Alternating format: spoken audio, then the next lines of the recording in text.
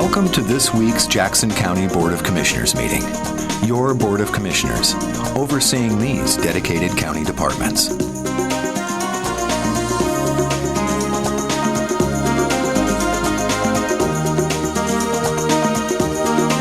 now, your county commissioners, working together for the citizens of Jackson County. Good morning and welcome to the Wednesday Board of Commissioners meeting here in the auditorium on, what are we here, January 25th already. So welcome, and I open this meeting of the Board of Commissioners meeting. To begin with, we're going to start with Pledge of Allegiance, and I've asked County Auditor Debbie Taylor to lead us in that pledge, and I'm sure she's audited the words and they're all correct. Is that right, Debbie? Okay, so would you do that, please, ma'am?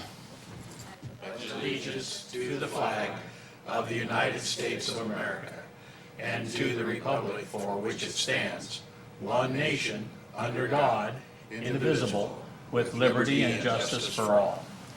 Thank you, Deb.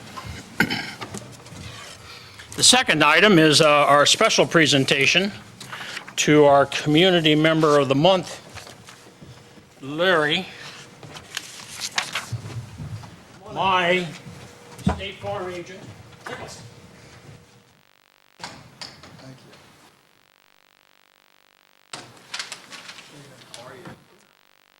Seen you since you moved to your office. It's nice up there. Is it? Much easier. Okay. Very good. Good to see you. This is special. I think I've said this before, school board members. I honestly don't know of a harder working group than school board members of any school district. I mean, you probably take more abuse because as parents, kids are the most important things, right? And our grandparents are parents, and so school board members, you serve at I've said this before and I mean it. So thank you so much for your service. And we're here to honor one of yours and someone who's been your chair for 2 terms, Larry Nicholson. So let me read here what I've got a little bit here, Larry, so don't blush too much. I'll try not to. Okay, very, very, very good. A lot of nice things here. Yeah, good. Huh? Are all they Nice true? to have nice things. No, Yeah, okay. Today, the Board of Commissioners is pleased to present the February 2012 Jackson County Community Service Award to Larry Nicholson from Medford, formerly Medford School District 549C. Born and raised in Southern Oregon, I understand you went to Lone Pine initially? No, I actually went to Merrill High School. Oh, Merrill. Merrill High School, yeah. And Oh, not many of us know where Merrill High School is at. Well, Merrill's at. They have no high school now. That's right. Did you know Dave Hyatt? I did. Yes. I know about the skunk. Yeah. Oh, well, we're getting off. Anyway, okay. Did you have any idea at that time that you would end up serving on the school board when you were in the first grade? No, none of my classmates would have ever dreamed. Okay, all right, very good. Okay. Since his oldest son enrolled at Lone Pine Elementary Kindergarten in 1996, his support for his sons would quickly become an active interest in the success of all Medford students, and he was first elected to the school board in 2003. Larry provided a stable and insightful leadership to the district during very challenging economic times. He provided a calm and steadying presence, and if you know Larry, he's a pretty calm guy, through multiple contract negotiations and was never apologetic for trying to do the right thing. His reputation persists as a straight talker and a reasonable person. One of Larry's big concerns was the health and safety of the students and staff. He encouraged a community review of all school facilities and comprehensive recommendations on how schools should and could be renewed as safe and healthy places for student learning. Even though his sons are grown, Larry continues to help with the local Boy Scout program, is an active Medford member of the Medford Rotary Friday Club, and he is devoted to community service and spends countless hours of his personal time to address the public's business. Larry's exceptional positive can-do approach to matters distinguishes him as a citizen worthy of the 2012 Community Service Reward. And that's the formal letter here. As I was looking through the letter of recommendations that we received nominating you, it's very impressive. And a couple of things stood out, is that it says here that the school board 8 of the 10 years that you were a member, if I understand this correctly, attained Oregon School Board Association's, see, what's it say here? I missed that somewhere. Some special awards at 8 out of the 10 years. Help me with that. It was the attendance. Most of our board attended every single Oregon School Board Association meeting, and not many did that. So we had good representation of our district at the Oregon School Board Association, and that was recognized. And that had to be through your leadership, correct? I would think so, yeah. Well, very, very, very good. Do you have anything else to share with us? Do you have anybody you want to bring up? I think, Paulie, you're the president school board. Would you come on up, please? Chair? Congratulations. Thank you. Thank you. Paulie, do you have something? No, do you have something to You say want me to about Larry? speak? Since you're the current. Oh, I have a lot of things I could say about Larry. We only have a limited amount of time. Oh, really? Good stuff. I know. No, really, it was an honor to serve with Larry on the board. And one of the things I appreciated most about him is that he was a good listener.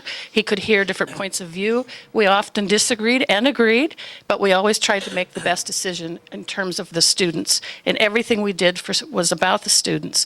Building those buildings, getting the bond passed, the difficulties, we negotiated some contracts together. So I really appreciate him, and he's left a very positive legacy for Medford Public Schools, and I really appreciate everything that you've done, Larry. Thank you very much. Thank you, Paulie. Appreciate that. Commissioner, you have anything to say? Well, not much, but Larry, I really appreciate, just because Dawn's run us over here, but I appreciate everything that volunteers like you do. It's just amazing, the people in our community and the time that they put in for things like that. I was thinking the other day, some people don't contribute to the community, and some people do, and you're packing the water for 2 or 3 people. I mean, there's a lot of things you have going, and I really appreciate it. Thank you. That's great. Thank you. Well, Larry, the dedication to your community and education for our young people is probably one of the greatest challenges facing our country, and you know that, and you've done your hard and diligent duty to make sure that happens for a lot of young people. So we thank you for making our community a good community and a good educational process too. Thank you, sir. I have a quote on my grease board right now. It's from Frederick Douglass, and it says, "It's easier to build strong children than it is to fix a broken man." And I think that's what education, what you folks there at 549C and the other school districts in our area are working towards as well. So, with that, congratulations. Do you have anything else you want to say? I think you guys said it all, yeah. Okay, very good. No, I appreciate everybody coming out today, and the school board, I again want to commend all these folks that are still fighting the fight. We did talk a lot about the fact that you need to fix solve the problem at the elementary level to really get these things, to get our problems in society fixed. So thank you very much for this award, and I appreciate it. Congratulations. Congratulations.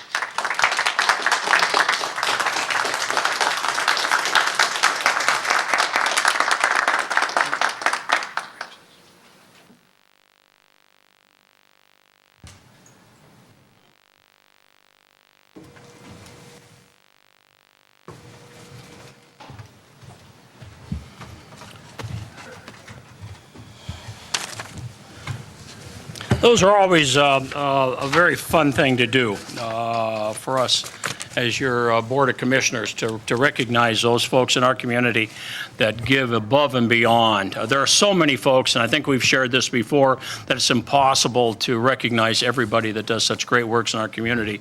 But we are a great community because of the people that are involved, so thank you one and all. Okay, the next item on the agenda is a special presentation, our annual financial statement audit by Scott Mueller of Kenneth Coons and Company. Scott, welcome. Thank you.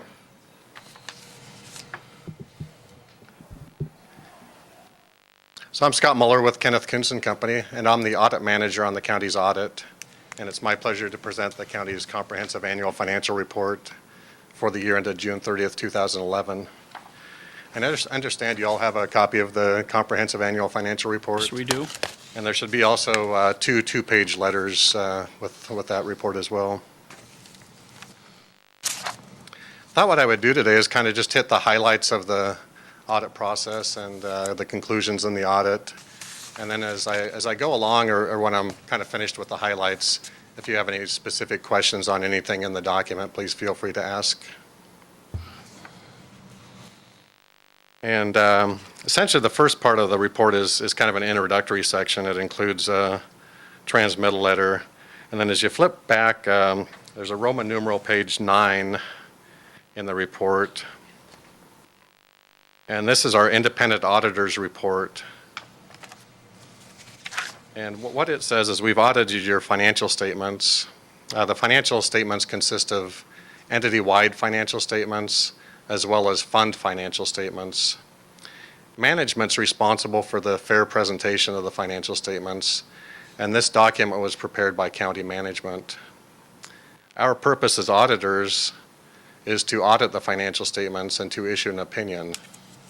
And we've conducted our audit in accordance with generally accepted auditing standards, and also because the county receives over $30 million worth of federal assistance, we also conduct our audit in accordance with government auditing standards. We've performed the various procedures that are required of us as auditors, and the opinion is in the third paragraph of the report. And it's our opinion that your financial statements are fairly presented in all material respects. This is what's called a clean opinion. It's the best opinion you can receive, and it's the opinion that was earned on your financial statements. What that means is you as commissioners, as well as other users of your financial statements, can rely on the information in this document in your decision making.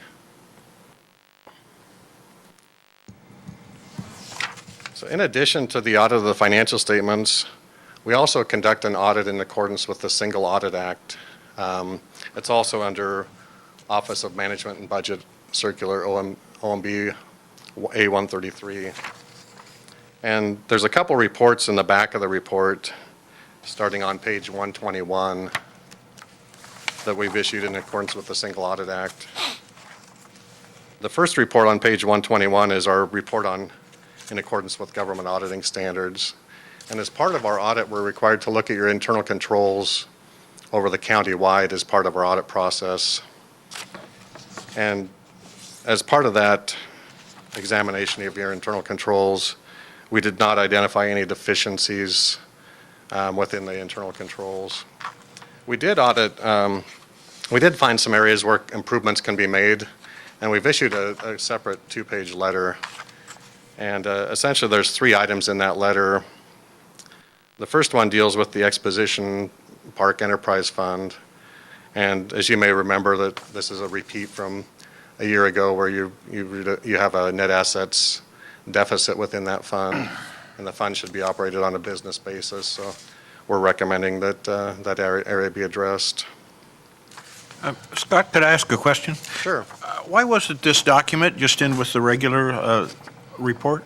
Essentially, the regular report has certain formatting that should be within that, and it requires a report on the internal controls in accordance with government auditing standards. This is kind of a separate addition to the audit that we have issued to kind of, our role as auditors is to point out significant deficiencies. In addition, as kind of an addition to the audit, we've pointed out some areas where improvements can be made. We don't consider these to be a significant deficiency within the county's controls, but there are areas where we've kind of identified where improvements can be made as well. And so that's why it's a separate letter, and it's not part of the... Isn't this generally referred to as a management letter? Yeah, that's essentially what that is. So. Mr. Chair, if I could ask another question. If someone, I'm assuming this audit will probably be online, is that correct? If the public wanted to see that? It won't be online. There's hard copies available for anyone who would want to request Okay. it. Okay, and so then this letter... Or is it online already? Oh, it is Yeah, online. actually the CAFR itself, the Comprehensive Annual Financial Report, is online, and we provided the county with an electronic copy. Okay, and then is this letter available online also, or is this... I don't believe it is, but we can Okay. provide an electronic copy that the county could add that as online as well. Thank you. The second point deals with the Health and Human Services accounts receivable system, and this was also a repeat from a year ago, But what we did find is that there were significant improvements made during the year, and we believe that the county is on the right track in terms of implementing that system. And then the final item deals with the county's single employer pension plans. And the county receives an annual actuarial report for those plans dated December 31st. Excuse me. And the report for December 31st, 2010 wasn't received until November of 2011. So we're recommending that you engage the actuaries to get that report to you sooner. If I can comment on that part just for the board, for purposes of implementation, that's not necessarily an issue because we pay for the liability as we go with regard to those pension funds. They're separate from PERS. They existed prior to the PERS plan. Purpose of planning and budgeting, then it does make sense, obviously, that we get it sooner. But I just wanted the board to know that didn't create an operational issue for the county.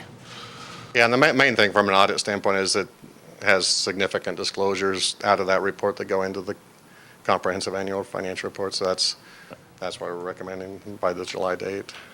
And we do agree with the recommendation. In fact, we've already contacted the actuarial. So essentially, those, like I said, those three items we don't consider significant, but we offer those in a letter form just to show that there's areas that you can improve upon. On page 122, we've reported on your compliance with various laws and regulations entity-wide, and we did not find any significant deficiencies in your compliance with laws and regulations. And then the final piece of the single audit is a report in accordance with OMB Circular A133, and this is a report on specific federal programs that were tested. And we're required to audit your compliance with the laws and regulations that apply to those federal programs. And we've found that the county complied with the various laws and regulations that it's required to follow with its federal programs. Additionally, we also look at your internal controls over federal programs, and we found that the county complies with those as well.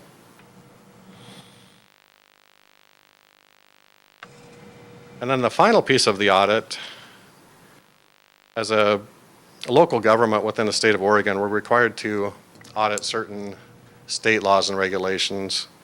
And we've issued a report on page 132 of the CAFR. As part of our audit, we've tested your compliance with state laws regarding indebtedness, Oregon local budget law, also your investments of surplus public funds to make sure that they're in allowable investments. We look at your public contracting and purchasing procedures, and we look at the revenues you receive from the state highway tax to make sure that those were used for allowable purposes. And we did not find any exceptions within our testing of those various state laws and regulations. So essentially, in conclusion, what I'd like to say is that the county earned a clean opinion on its financial statements. Its Federal Single Audit Act, we did not find any deficiencies in your internal controls or compliance with laws and regulations. And the county should be commended on a job well done in this year's audit. We also found that your records were well maintained. You have good quality accounting staff. Also, the county goes beyond what a lot of local governments do, and that's you have a very integral internal audit function. And we'd like to thank all of your staff and management for the assistance they provided us. Thank you, Scott. Commissioners? Mr. Chair, I want to thank, I've visited with Scott a number of times, and I was on the audit committee the last number of years, and I've marveled at the fact that he's and his staff, and as well as our staff, had to go through 16 federal agencies in which we receive pass-through funding, which is pretty phenomenal, and the myriad of regulations and requirements we're made to make sure we adhere to is just huge. It's a huge volume of work. So I want to thank you and all the suggestions you've made to try to make sure that we're doing everything as required by law. But thank you very much. Thank you. Thanks, Deb. John? Yeah, well, I just want to thank Scott, you and your company, and our staff, which some are in the room here, and our staff here for putting this all together and keeping an eye on things. Again, I'll echo those sentiments. I do want to certainly, again, thank our staff, our administrator, Danny Jordan, our treasurer, Shannon Bell, and our chief audit department, Debbie Taylor, and their staffs for doing, because they're the ones that do the heavy lifting. And I appreciate what it says in the audit reports about how well the records are being kept, how a cooperative staff was in working with your auditors to make sure everything was done for you to help out this process here, as well as what they do on a year-round basis. So again, kudos to everyone that's involved, and make sure you pass that along to your staff, if you would please, from the board. And Scott, thank you. Any closing remarks? No, I'd just like to say that, as you mentioned, this county staff is really the foundation of a successful audit, and we're thankful that the county staff does such an excellent job in maintaining the records. Okay. Thank you. Thank you very much. Thank you very much. Okay, moving on. The next item on the agenda is 10.00, request for non-agenda items. Members of the audience may address any item that is not on the agenda. State statute prohibits the Board of Commissioners from discussing a principal subject that is not on the agenda, but the board will and does listen to your concerns and may ask staff to follow up on any questions you raise. We limit these comments to 5 minutes. And are there any discussions of non-agenda items? Okay, if you would step forward, identify yourself and your address, please, for the record. My name's Jim Hughes. My address is 3800 Pioneer Road, Medford. My question to you and to Danny is I see in the paper that you're utilizing some counties for the justification for the payroll for the Sheriff's Department. And they're all probably within the same scope as what this county is, with the exception of one of them that shouldn't be used because they're in negotiations for the last 3 years for their contract. My question to you is if the counties or entities that Danny put together to justify your payroll is a good situation, then why doesn't those same things apply to the Sheriff's Department? He used a certain number of towns, cities, businesses to come up with your $100,000 payroll, and I'm wondering why you aren't looking at it from that direction. Is this because you guys are twice as valuable as the Sheriff's Department? After all, they're out there risking their lives to protect us. And I think that should be brought up. The other issue is the ability that you've transferred to Danny in terms of real estate. I have a question in regards to whether that's a good idea. And why I say that is because to have an administrator handling that solely, it takes away the light. It doesn't let the public see what's going on behind the scenes. And I think that that should be brought to the light. I'm not. Did you say real estate? Correct. Okay, I'm sorry. Correct. Yes. Okay. You had authorized him to make a $5 million purchase on real estate. And I'm saying that I never heard or saw anything regards to how the contract was done, what the original actual price was, who he negotiated with, what real estate firm he went through. None of those were published. And we need to know that as taxpayers, you know. And I think also that you really need to start thinking about putting this meeting at 6 o'clock or later. Because as you can see, this is the biggest crowd I've seen here since I've been coming. And half of them left after they were through with their position. And that, to me, doesn't speak well of having it viewed by the public. And I think that that should be done. You guys need to have daylight to be reputable. Okay, thank you. Well, I'm not quite through. Oh, all right. Pardon me. Continue on. One more issue. And that is back to the sheriff's situation. Why can't they be utilized, or you utilize the same counties or cities or states or federal? I would like you to really seriously look at that. He picked them out. Danny picked them out. I have informed you that your pay is above any county in this state. The ones that are 800,000, 500,000, 350,000. Your three people's pay is considerably more than any of them. And if you think that dearly of yourself, then you ought to think that dearly of the sheriff's department. Because these people are on the line day and night to be killed. That's their job. And I think Mr. Smith ought to understand that, being in the position he was in. That's it. Okay, thank you. Any Mr. questions Chair, or anything? may I respond to several inaccurate statements that were made just now, if you don't mind? First of all, just to clarify, the Sheriff's Department negotiations and the counties by which they compare to weren't picked by me. They're set by state law. The law says that's who those employees are compared to. It's the counties closest in population to our county.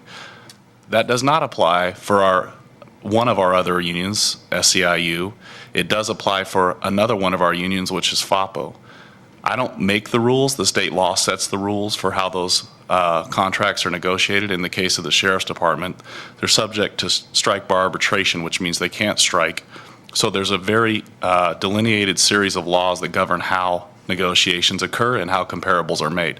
Those laws don't apply to your positions. They don't apply to my position. So it's not me setting the comparables. It's state law. Secondly, I heard the comment that you have $100,000 salaries, which is, I'd like to state, not accurate as well. Your salary, Commissioner Skundrick, I think it's $91,000 and a little bit more. Also, regarding any real estate transaction, the county ordinances don't allow me to facilitate a real estate transaction. So to say that I facilitated a real estate transaction is also not accurate. The board has to approve any real estate transaction that occurs. And the board actually has to sign the order for those. You don't even delegate authority for me to sign orders for those like you do for other contracts. I'm not aware where the county had a $5 million real estate transaction, as was stated, any time in the recent history. And so I'm not quite sure what was being referred to, but I don't execute any real estate transaction without the board's authority. So thank you for letting me make those clarifications. Okay, thank you. Any other comments? Step on up, sir. Name and address, please. Kurt Chancellor, 6865 Table Rock Road, Central Point. Commissioners, I won't go into it, it's too long and too drawn out, but as you know, I've sent you a couple of emails. They're fairly long emails. I think they're a little over 2,000 words. And one of them was a little offensive to you guys because I was making reference in one sentence in that to a case of mine. So I removed that and have resent it. And I don't know if you're aware, I've been a reporter for the U.S. Observer for about 10 years now. And we have 2 lawyers on staff. And then we've got, I think 5 contributing lawyers that write articles. Michael Menz is rated as probably one of the winningest attorneys in the United States for tax issues. And then we have several other people who contribute who are constitutionalists. Some of them have studied the Constitution privately, and some of them have degrees in history and the Constitution. And so most of the information that I get comes from those sources. And the county's policies on some of their issues seem to be in conflict with the people I come to my sources for. That's why I sent you that email. I haven't gotten an answer back. I'll put it in another form. I'll write it out again, and I'll mail it to you this time. But I would like to get your feelings on this issue, because this issue is, I think that our past county commissioners, Walker, Capillas, and Gilmore, along with Sue Slack, and County Council Doug McGarry, and Mike Jewett, I believe have committed crimes. I believe that they've committed malfeasance of office. I think they need to be prosecuted for it. And I believe that you guys knowing that, and this thing continuing to go on, our basic big conflict in disagreement with the county is over constitutional issues. And I don't know how we're going to put that stuff to rest. To me and to the people that I seek counsel from, the answer is clear to us. But when we come to the county, or not just the county, any government, whether it be city or state, there's big, vast disagreements on what we think is constitutional. And so I'll put it in another form and send you a letter. But I would like to, I don't know what the avenue is going to be. I don't know what vehicle we can use to discuss it. So anyway, that's all I got. Okay.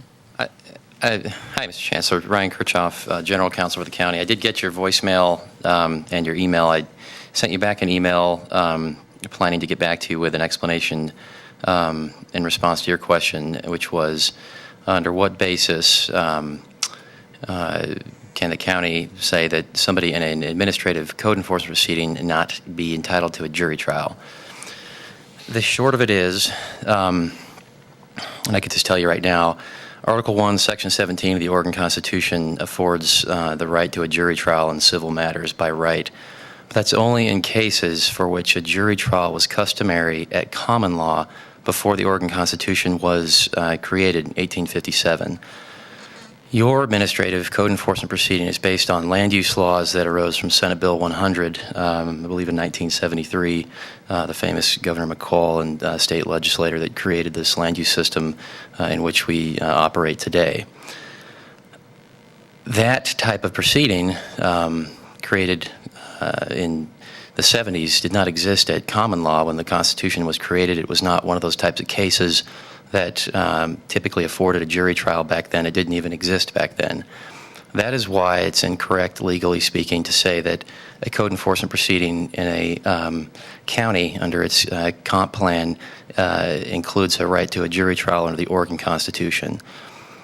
If you're aware of any lawyer who disagrees with that professional opinion, I'd be happy to talk to them. If you want to put me in contact with these two lawyers that you have on staff, we could sort it out. But that hopefully all makes sense to you. Presumably you disagree, but hopefully the explanation makes sense. If you'd like to connect me with those people, I'd be happy to talk with them. Well, the Constitution to me is of course, is simple. And Article 1, Section 17 of the Oregon Constitution is one sentence. Mm-hmm. And it says, in all civil cases. And common law is mentioned in Article 7 of the federal Constitution. So, to me, the way we're looking at it mm-hmm. is all of you swore an oath to the Constitution. Mm-hmm. You didn't swear an oath to an interpretation. The Constitution is written down. It's words. The words had meaning and intent. And that's what we're going on, is history. Uh-huh. And it says pretty simple. And we went along with it for 225 years. It's only been since 2003 that we've chose to circumvent that constitutional right. Well, I appreciate what you're saying, and it's an interesting point that the citizens themselves have the authority under the Constitution to ascertain what the Constitution means and have it interpretation be legally binding. John Marshall was the first Supreme Court Justice of the United States and authored a famous opinion called Marbury and Madison, and I'd refer you to that along with the two lawyers you have on staff to the extent it stands for the notion that the Supreme Court decides what the constitutional language means and how it's applied, not the citizens. Well, and that's an interesting point, because I can't find anywhere in the Constitution where that authority is given to the Supreme Court. The Article 3 of the U.S. Constitution. But if you'd like to put me in contact with those lawyers, I'd be happy to talk with them. You can even join us on a conference call. We've just been really busy this last few weeks. But yeah, my number, my email, and we can get together and discuss it further. I'd be happy to. We'll try that. Okay, sir. Thank you for your time. Kurt, Mr. Chancellor, the attorney that you said was Michael Mims? No, Mins. He is a Mins? Mins. He's out of Texas. He's one of our contributors and one of the writers for us. He's also he does tax cases. Okay, and he's an attorney in Texas? Yes. Okay, thank you. And then we have one of our guys on staff is a former prosecutor, and then we have a lot of sources of attorneys. But Okay. you got to remember you've got attorneys that are constitutionalists too. Yeah.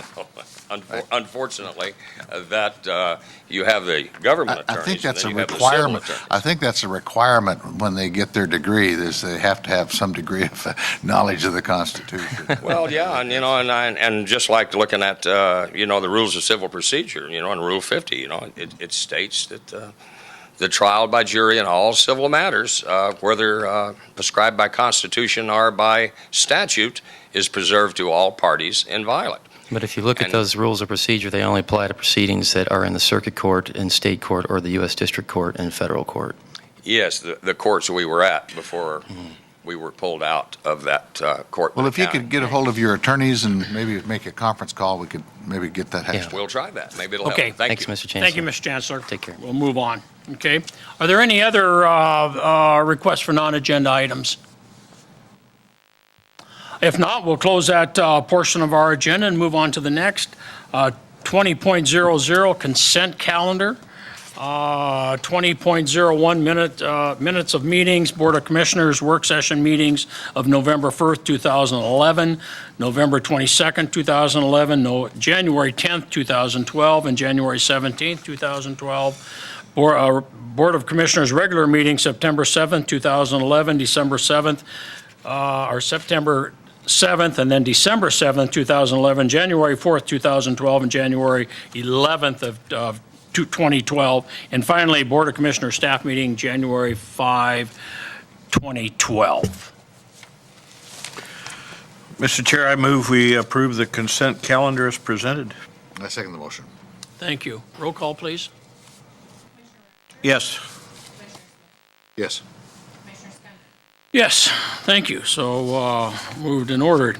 The next item on the agenda is the 30.00 public hearings. There are no public hearings scheduled for today's meeting. And then lastly on the agenda is 40.00 discussion deliberation. There are no deliberations this morning. So with that, and with the final thanks to Scott and his company, the Coons Company, thank you for your work on the audit. And with that, meeting adjourned.